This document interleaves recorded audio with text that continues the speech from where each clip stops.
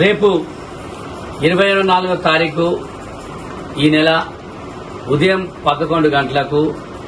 D convention హాల్లో నూతనంగా ఎన్నుకోబడ్డ రాజ్యసభ సభ్యులు పెద్దలు శ్రీ వేము నరేందర్ రెడ్డి గారి వారి యొక్క సన్మాన కార్యక్రమానికి కాంగ్రెస్ జిల్లాలో ఉన్న కాంగ్రెస్ నాయకులు, కార్యకర్తలు, యువజన కాంగ్రెస్, ఎన్ఎస్సిఐ, మహిళా Congress, Seva Dal, SC cell, BC cell, minority cell, division block committee మెంబర్లు, డివిజన్ అధ్యక్షులు అందరూ కూడా పెద్ద ఎత్తున హాజరై వారి యొక్క సన్మాన కార్యక్రమాన్ని విజయవంతం చేయాల్సిందిగా నేను కోరుతున్నాను. ప్రభుత్వంలో వారు గతంలో రాష్ట్ర సలహాదారుగా ఉండి సీఎం రేవంత్ రెడ్డి గారికి మంచి చక్కటి సలహాలు ఇస్తూ ప్రభుత్వాన్ని 2.5 సంవత్సరాలు విజయవంతం చేసి సందర్భంగా వారికి రాజ్యసభ ఇవ్వడం, దాన్ని